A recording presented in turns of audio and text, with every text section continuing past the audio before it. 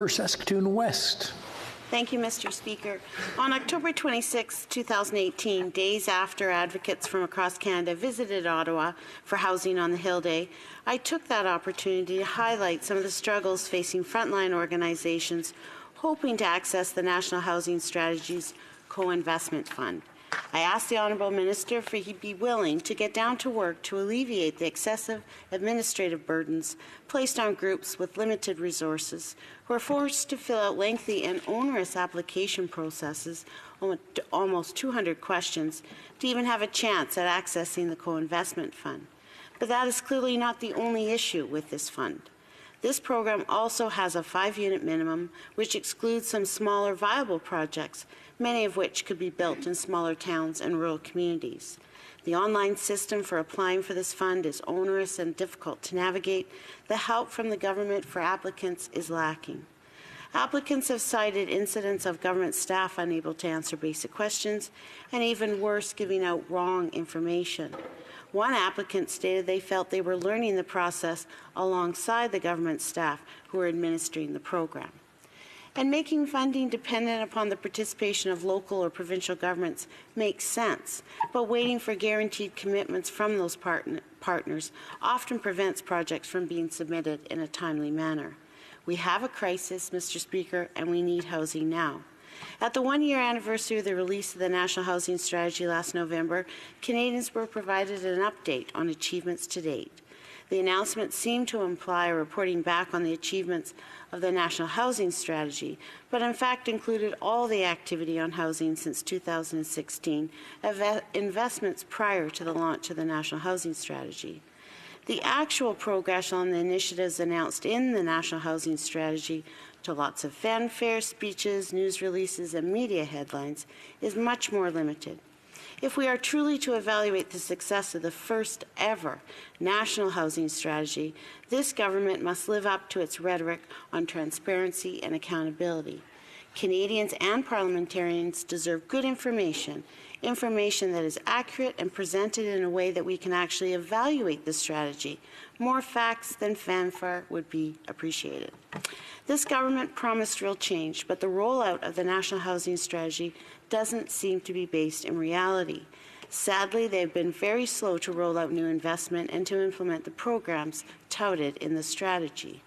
The words are there, but the actual on the ground, making a difference, truly rolling out the dollars is not. Every year, there are 235,000 people experiencing some form of homelessness in Canada, and almost 3 million Canadians spend more than 30% of their income on housing.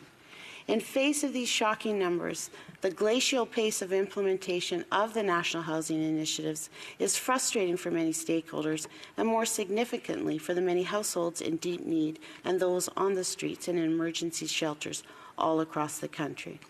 Mr. Speaker, I ask, did the minister or a representative sit down, listen to those that know, the nonprofit housing providers, and allow the flexibility they asked for? And then did the government make the necessary changes so that all communities can get down to work and address the housing and homelessness crisis in this country? A yes or no answer with details would be greatly appreciated. Thank you, Mr. Speaker. The Honourable Parliamentary Secretary to the Minister of Families, Children and Social Development. The short answer is yes. We sit down with housing providers every day of every week and learn from them what challenges they may encounter in accessing funds through the National Housing Strategy. And the good news is, because of the continual intake process and the continual granting process of this program, as we learn and hear from housing providers from coast to coast to coast, from rural communities, big cities, Indigenous communities, remote communities, coastal communities, we are adapting the program to build the system as they build housing. And the results speak for themselves.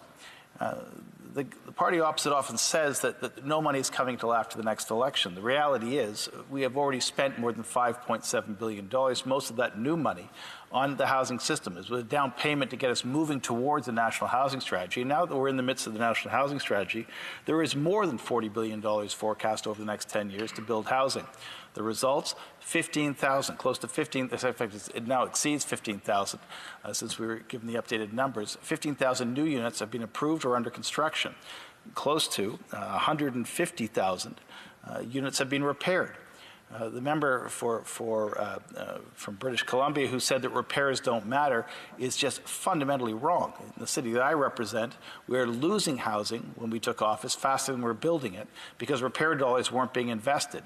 Repair dollars are as essential to the housing system as construction dollars are. In fact, I was in Burnaby just last week where we announced a total rebuild of a co-op housing program that took the old plumbing out, replaced it with new plumbing, cleaned it of black mold, and then replastered the insides of buildings and made them more airtight and therefore more energy efficient.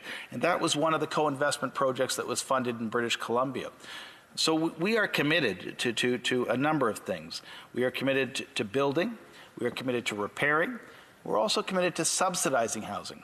Because one of the things that the party opposite fails to understand, and their promise shows this, when they make numbers that are sort of global in nature, in the same way that Doug Ford in Ontario sort of delivers slogans about housing, when you just say we're going to build a lot of housing, if you're not also simultaneously talking about repairing it, and at the same time subsidizing it, and at the same time providing subsidies for housing, you're not actually building a housing system, you're just building housing. And if you just build housing and you don't subsidize it into affordability and you don't support the people inside it to make sure they can be self-sufficient and you don't program maintenance and operating dollars into the program, you build housing but you don't support people living in housing. And so our program has been very, very progressively and very, very properly funded to do all of those things, to support dollars for construction, to support dollars for repair, to support dollars for subsidies, and to support dollars for the support of people. The new dollars are flowing as we speak. I was in Burnaby to announce co-op programs. There were 4 of them. I was in Barrie, I wasn't in Barrie because the weather didn't let me, but Barrie, Ontario has been granted money. 3 projects in Woodstock. We had just announced a project in Toronto last week. There are 3 programs that we announced in Saskatchewan just a month ago. More is being announced day by day. The system is growing. And I would say this, the party opposite is right to focus on this as a critical issue for Canada. Good housing programs don't just house people that need the supports. They also create economies in the communities where these projects are presented, and they also create platforms for the success of other government interventions around child poverty, veterans, making sure we fight climate change, and making sure that immigrants and refugees are settled properly in this country. The national housing strategy is real. It's housing real people with real dollars now, and the successes are just as real. And we listen and change the program to make sure that everybody who applies gets help. Honourable member for Saskatoon West. Thank you, Mr. Speaker. It's really not for Canadians nor the opposition to pat the government on the back for what I feel are half measures. A government committed to a rights-based approach would not have as its goal a 50% reduction in chronic shelter users. This goal falls well short, I believe, of what Canadians expected from this Liberal government. And the National Housing Strategy must be more than announcements about previous investments. It must deliver the results and the promises made to Canadians by this government.